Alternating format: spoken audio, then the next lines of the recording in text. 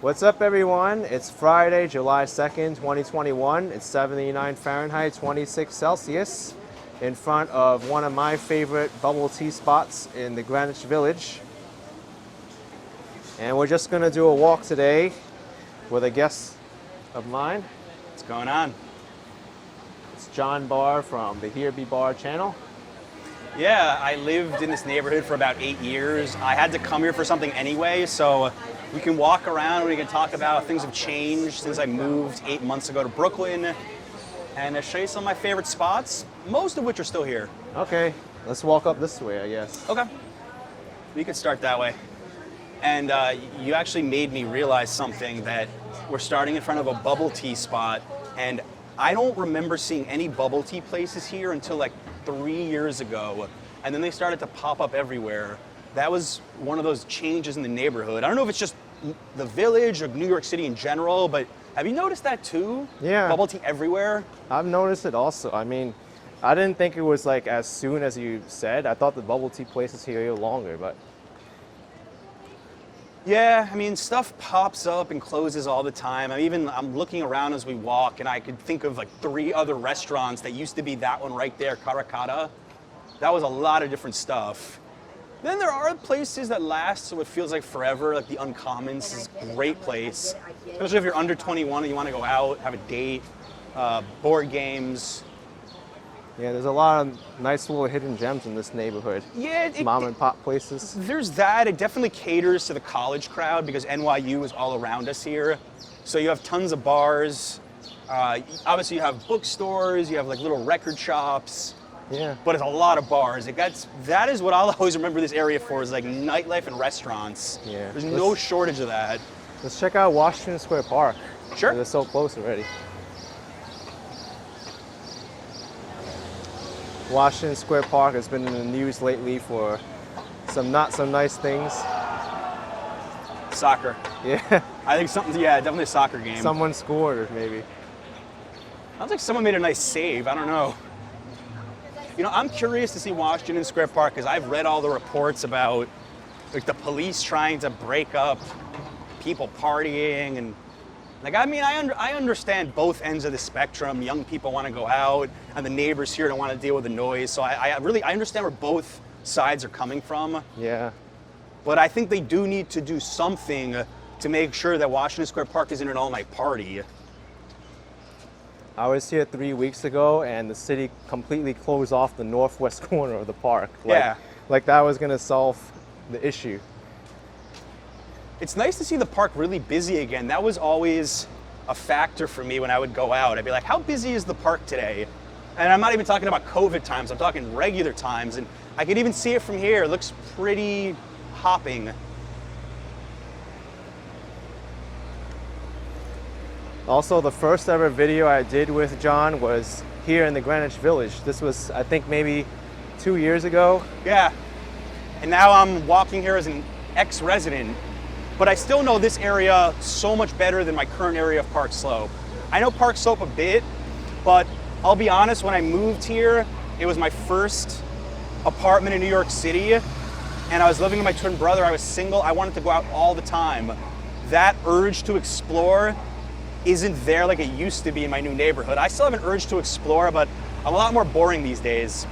When you first move to the village, you want to see everything. It's exciting. I get it. It really is. I mean, you come here on a Friday or Saturday night, this is probably going to be one of the most lively places in New York. Yeah. What do you think? We got a storm coming? It's possible. It's that humidity. I know. It's 78 degrees. We just talked about it on the video for my channel. Pros and cons of New York. Biggest con? Well, one of the big cons, the weather.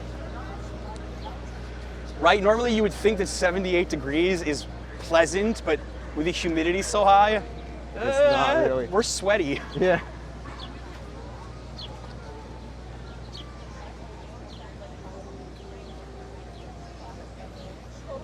The park still looks lively as ever. Yeah, this is what I remember about Washington Square Park. I feel like I'm here at least once a month anyway, but I always like the street performers and the musicians. That and the fountain. Mm-hmm. Adriana and I walked through here during Pride last Sunday. It was absolutely packed. people were swimming in the fountain. It was actually really cool. Yeah, I saw the pictures and video from that day. Unfortunately, I wasn't in the city at that time, but if I was, I'd probably be down there too. This is one of my favorite all-time pictures of New York. You just line up the camera here, and you get Empire State Building right through the middle. Great shot. It's beautiful, yep. Now you notice we got 2 police officers. I guess they're guarding the fountain, I don't know. Yeah. And they're guarding the monument too.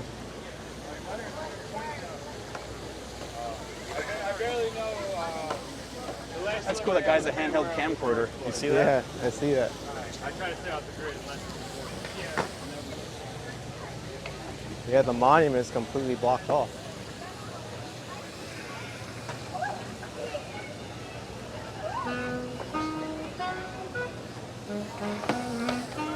Gonna film that? Yeah, you come to Washington Square Park, you get random buskers like this around. Usually a lot more too. There'll be like a piano player, there'll be someone playing like drums. Sometimes you find out that those musicians also play the local jazz clubs here, and I've seen them selling their CDs before. Nowadays, it's more like a link to their your YouTube page or Venmo. I've seen amazing performers down there, really good jazz musicians, straight down this way in the park. Yeah, you can hear some really good things around here. Oh yeah.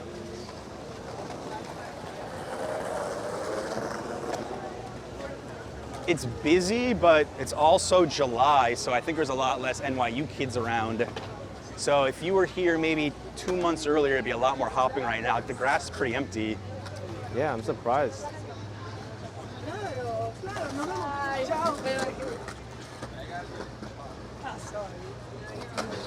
Oh, just caught a wipeout on camera. Yeah.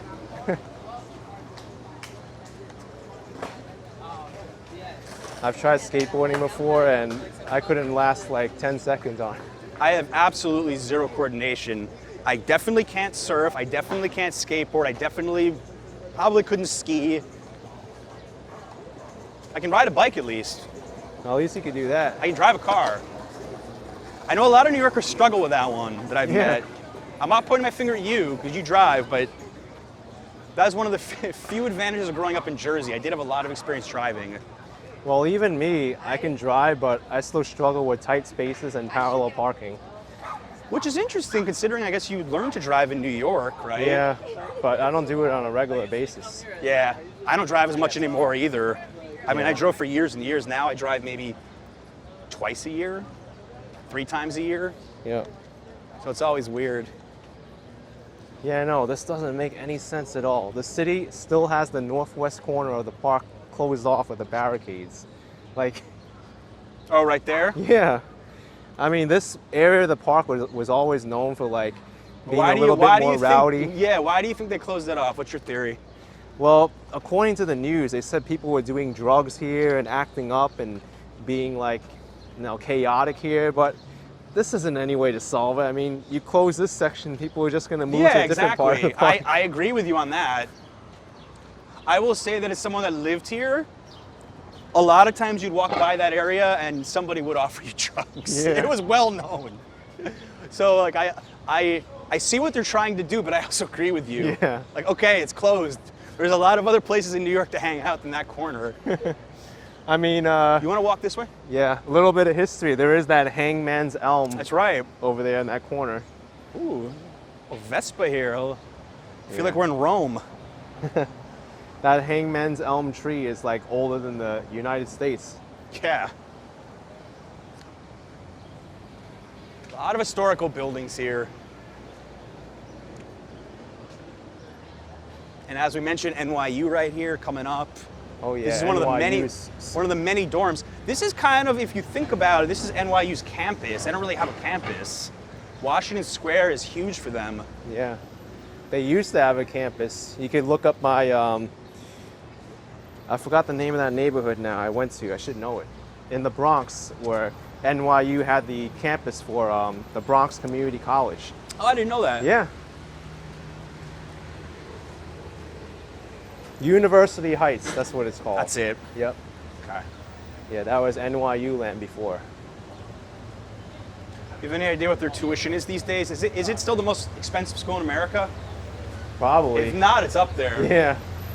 I think with fees, it's close to $75,000 a year now to go here.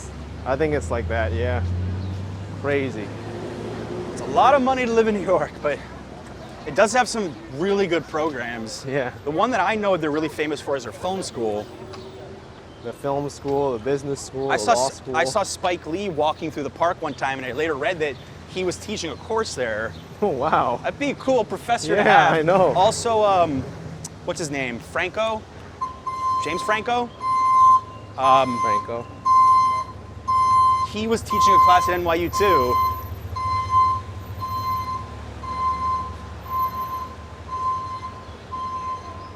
James Franco, yep. Okay. And now we're gonna walk by one of the most lively streets in Greenwich Village. I mean, not just Greenwich Village, all New York City, let's be honest. Yeah, that's true. What is a more lively street than MacDougal? The only one that I consider on the same level is East Village, by Astor Place. St. Mark's? St. Mark's Place. That's the only one that's close. But I think that MacDougal is just like a little bit more concentrated. It is.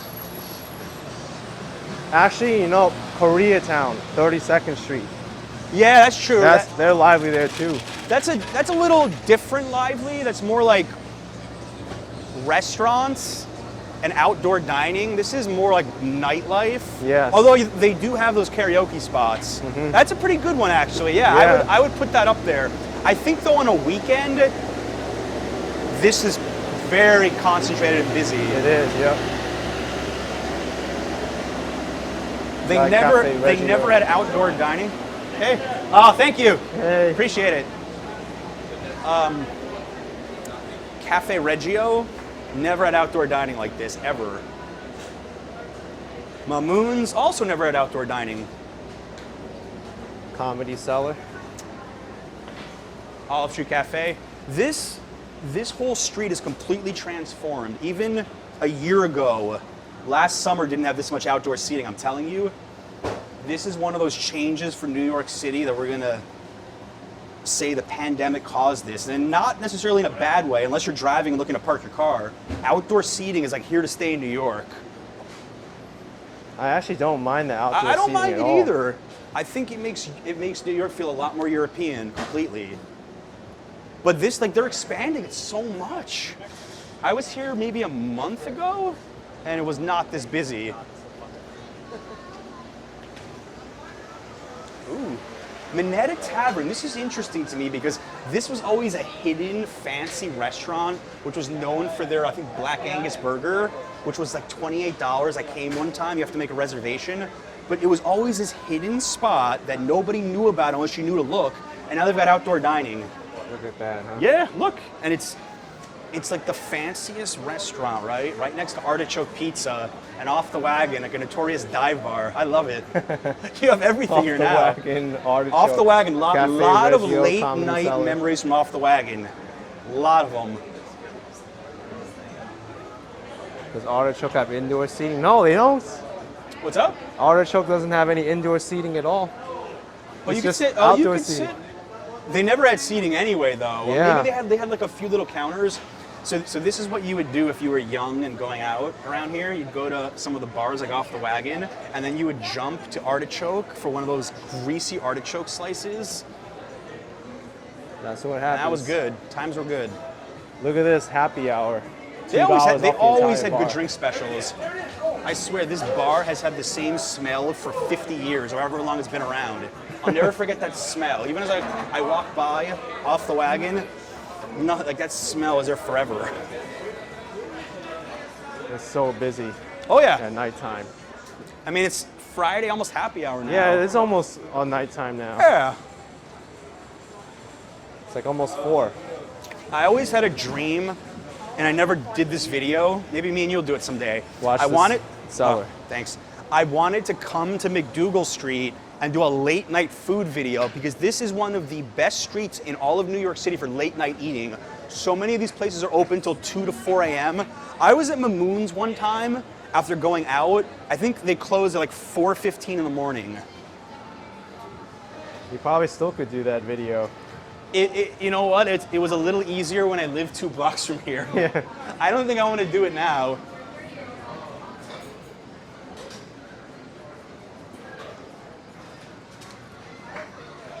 This spot's still open. I put this place was in my original $10 challenge. I think back then it was $2 pizza, $1 beer. Maybe they raised the price a little bit. But I put this in the first video on YouTube I ever had that went super viral. I sat right there in the video too. It's funny. Do you want to put those in my bag? Yeah, that's a hard thing to get from like a $2 or $1 Yeah, slice. that's quality. Yeah, you're not really looking for quality. You're looking for opportunity. Here's 50 Lana, a new bubble tea spot that opened up here. Okay. Yeah, this has been here a little tiny bit. This is a good one. Percy's across the street. Oh yeah. I ranked it as one of my favorite dollar pizza places, but after the pandemic, they raised their price to $2. So maybe that's the future of New York pizza. There's this new $2 slice that's gonna beat the $1 slices. I'd pay $2 for Percy's any day for the record, but I thought for $1 they were really good. You wanna walk towards my old apartment? Yeah, let's go. Oh, we're gonna have the apartment reveal today.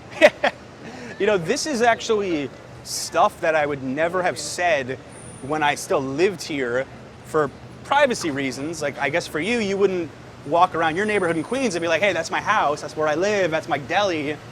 But now that I'm out here, and now I'm admiring all the new places. Like, this was not here even, I think, a month ago. What is this? Brooklyn Kolache? Do you know what kolache even is? I don't know. Sounds Greek. Yeah. Salty caramel. Maybe it's that? I latte. don't know. Huh. Wow. All right, the power of the internet. I'm gonna pull this up. Let's see what kolache is. There is a Brooklyn Kolache All Day Cafe. There is a kolache on DeKalb Avenue in Brooklyn, so there's the other one in Brooklyn. Bakery is a scratch bakery specializing in small batch Texas style kolaches. So this is a Texas thing. Texas, wow. Why they call it Brooklyn? I don't know. They remain most popular in areas where Czech immigrants settled, such as Nebraska, Wisconsin, and Oklahoma. Texans have flocked to the West, especially to the Czech stop, to satisfy their kolache craving. I might have totally butchered that. Tell us in the comments if where you live you eat that. I'm wondering what it is exactly. You know what's funny? I feel like people put Brooklyn in the title of a restaurant or a place now just to make it trendy. Definitely. Yeah. This here used to be one of my favorite bars. Oh, what was the name? It was called 1849. That was it. That was a great spot for like a hot minute. Maybe like 2012, 2013, until, I don't know, 2016, 2017 was my go-to bar. Oh. Because I lived right around the corner, as we'll show you, but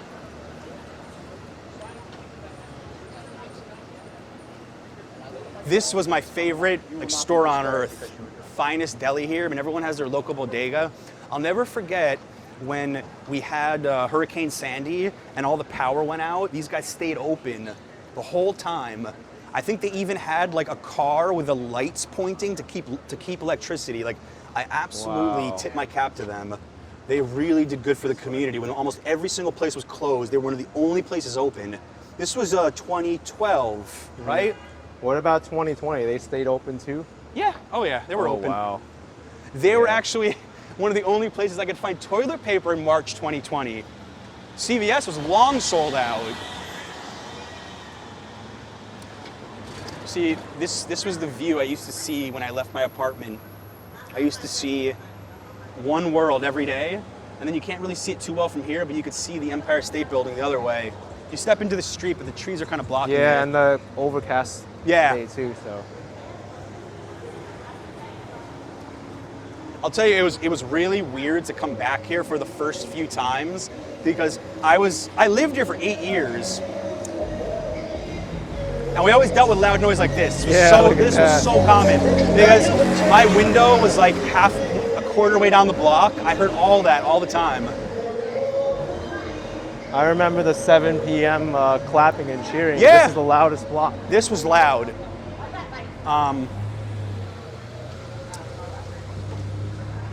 So this. I even rode down this block with my bike one time and used my bike bell. Oh yeah. I think the same time I was trying to do it too. It's funny. I heard the cowbell from you. People in my building used to joke that we lived on the poor side of the block, because if you look on this side of the block, it's multi-million-dollar houses, including Ann Wintour.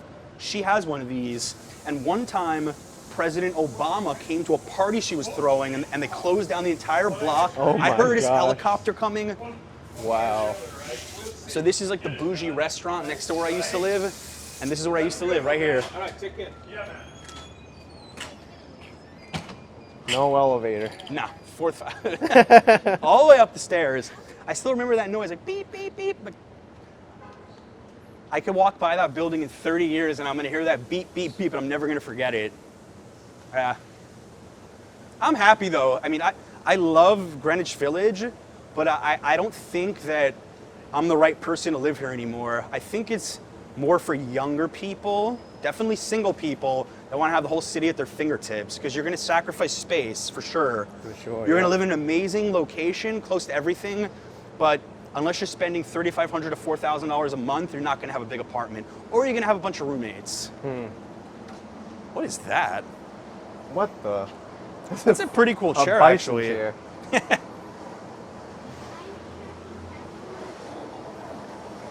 Just don't sit on the pointy end.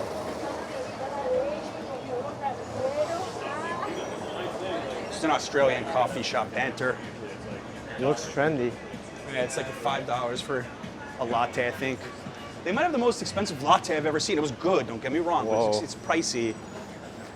This here on the corner was like 3 different cocktail bars. I don't even know who they are anymore. Bar Moga. I don't know what's more transient in the village, the bars and restaurants or the people, because people come and go and a lot of restaurants come and go. But you know, people that live here probably don't care unless it's their favorite spot. There's always something new to try. For sure, yeah. And this is Houston. This is the border south of Houston, Soho right there. Cross the street and the rent is probably going up like $300 a month at least. Oh, for sure. You want to cut this way to show them Thompson? Yeah, let's go to Thompson. That's another great block. Yeah. That was actually one of my favorite blocks when I lived here. Thompson between Bleecker and Houston.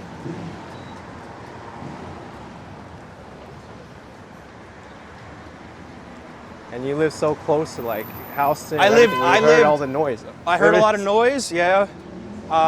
One thing that I really miss about living here is nothing to do with nightlife or restaurants. It was proximity to subways, because I lived within a 10-minute walk of, let's see, 1 train, 6 train, A, C, E, B, D, F, M, 9 trains, and then we had, I think, the N, Q, R, like a 12-minute walk. So we're talking about almost the entire system in Manhattan I could get to without transferring, just walking. It was so good. That's so convenient. Yeah, And the 1 train too, right? the 1 train, yeah. So for me to go to Queens now, it's usually about an hour to get to you. Easily an hour. Wow, Thompson's Thompson's a busy, pretty lively. cool street, yeah. It's a nice bar here, Blue Yeah, it Haven. looks like it. Good sports bar. Looks livelier than a lot of the places on MacDougal right now. Say probably a little bit of a different crowd, maybe a little Yeah. older, but I feel that. these are 2 very like fancier restaurants here. Lupa, good Italian spot. Then Carbone is a really swanky Italian place. I wanted to get a reservation here when they had outdoor seating, and it was pretty easy to do so, but I never did it. Also, Tomo Sushi, amazing sushi spot, not super expensive. In the past, had long lines, so this street's like heavy hitters of good restaurants. And there's a laundromat here. Did you do laundry in your building, or? You know, that was one of the cool things about our building. For all the faults it had laundry in the basement. Look at this, American Express seating. Look at this. Resi. Resi. They got AC in there, maybe? That's fancy. They got ceiling fans in there too.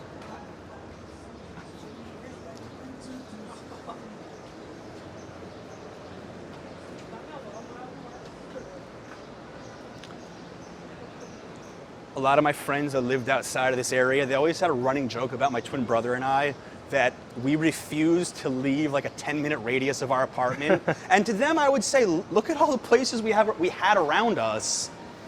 No matter what you wanted to do, there was always something really close. They completely spoiled us. You wouldn't believe. It really is. Oh my God, were we spoiled. You know what I noticed that there's not a lot of here? What? Grocery stores and like doctor's offices. Doctor's offices, no. Grocery stores, you had Morton Williams down there. And for my last 2 years, Trader Joe's in Soho was like my best kept secret. I never mentioned it in a video. It was never that busy. It was a 10-minute walk. It was amazing. You wanted to keep the secret to yourself. Now, Trader Joe's. I mean, a lot of people know that there's a Trader Joe's in Soho now, but it wasn't well known for a while.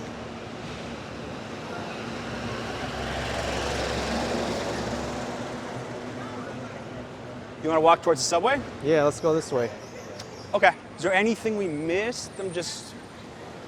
We could show. Show this would be Bleecker. cool. Yeah, let's show Bleecker from here to here. Maybe we can go to your favorite cupcake place. Molly's? Yeah. I don't have any appetite left, but you want to go down Bleecker? Okay. Yeah, let's go down Bleecker that way. Sure. Just show it. We don't have to eat at the cupcake. Yeah, of course.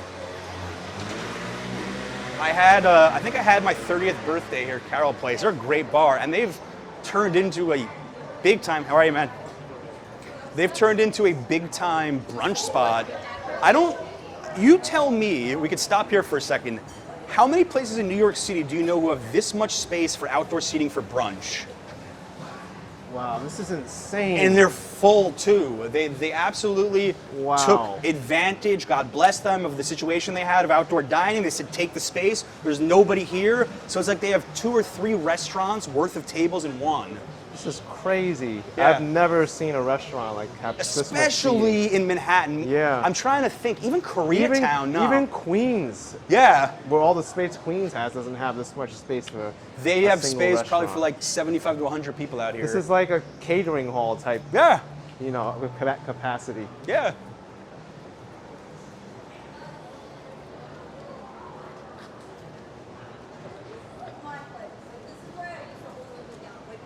You can't get piercings because you can't wear piercings in a uniform for the clothes.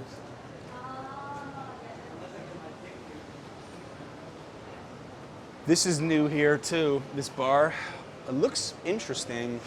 It's called Bronx River Yacht Club. So we've got the Brooklyn place there and the Bronx Brooklyn, place we got here. the Bronx. We just need a Queens place now in Staten Island. Thinking that, I don't know, this is a cocktail bar? No, they're just showing their menu for food. Yeah. They're going for that beachy vibe. Garden omelet, granola bar, avocado toast, $13.25. Oof, that's pricey. Woo. How much would it cost to get avocado yourself and put toast on it? I don't know. Yeah. You can get an avocado for like $1. I don't know what brunch item is actually worth your time. Maybe some kind of a pancake or French toast that would be kind of tough to make. I think a good French toast would be worth your money.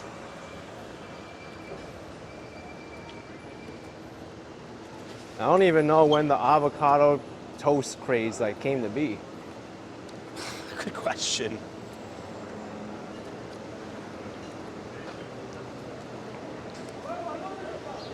This is new too, Coco Coffee House. And when I say new, it means that it must have opened in the last 6 to 8 months since I left. I left at the end of October 2020. But I'm glad to see things are doing, honestly, feels like normal to me. Yeah, I know. If I didn't see anybody wearing a mask and you just put me here, I wouldn't think about the pandemic. I mean, even in the middle of last year, we were even thinking our new place is going to open up or take the places of the places that were closed. I mean, you saw all the doom and gloom, how they said 60% of restaurants won't survive. And a lot did close. Don't get me wrong, a lot of places closed, but I don't think it was as high as they made it out to be.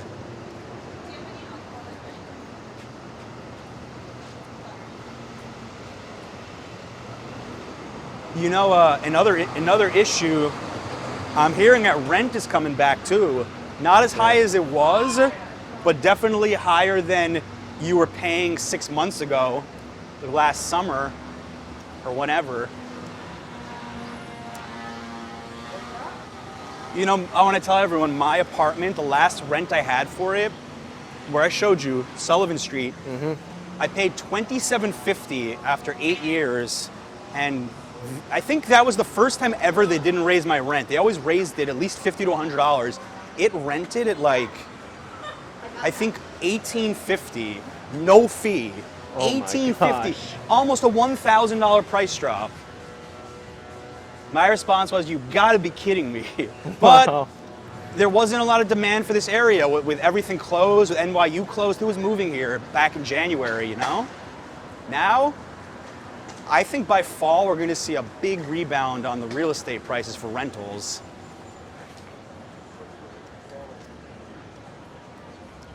I wonder if that means like prices in the outer boroughs or upper Manhattan will go down Well, because people want to move back into the city, right?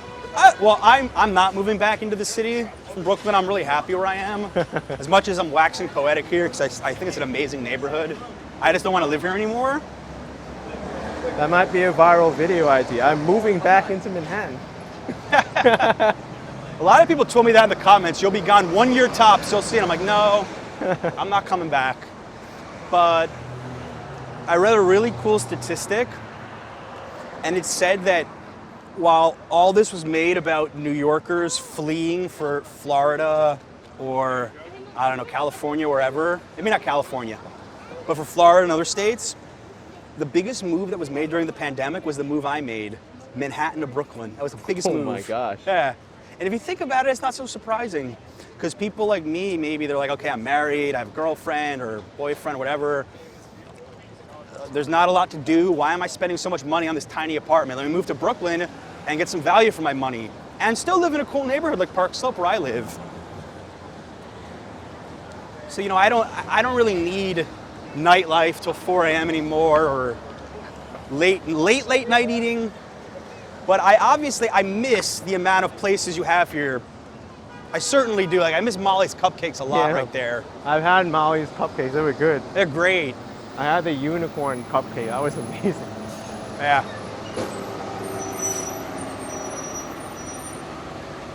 Do you want to finish around the corner to the subway? Yeah, sure. Okay. Oh. Let me show people one of the most underrated bagel spots in New York City.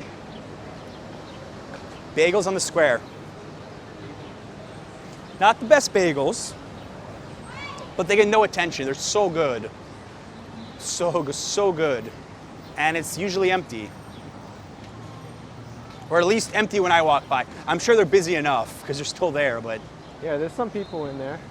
And they're located next to probably the most famous pizza spot in the Village. And there's a lot of famous ones, Joe's Pizza. What are your thoughts on Joe's?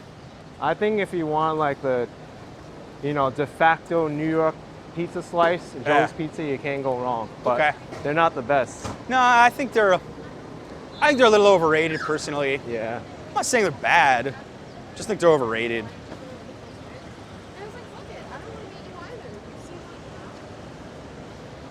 Those rain clouds are looking pretty ugly up there. Well, that's why I'm trying to get home soon. Yeah.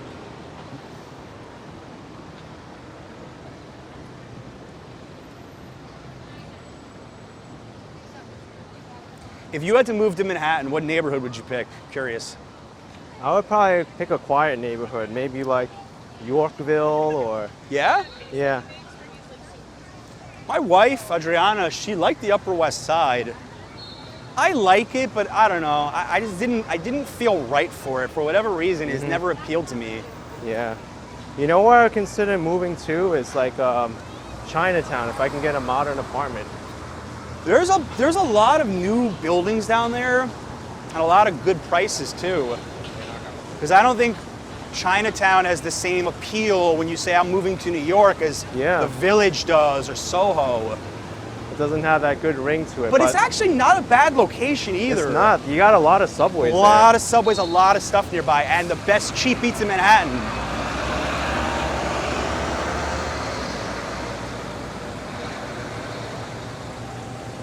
We can make this, I think. Yeah, we can make it. Gotta hurry. You want to wrap it here? Yeah, let's wrap it up here because I don't know if this rain's gonna hold up. Yeah. The sky is. But let's end this. All right, folks. If you enjoyed the walk in the Greenwich Village with Herby Bar, please check this guy's channel out. He's amazing. Does a lot of New York City guides and cheap eat videos and does a lot of travel content too. Thank you so much, ActionKid. Yeah, check my channel out if you're interested. Yep. Subscribe, like the video, and we'll see you next time.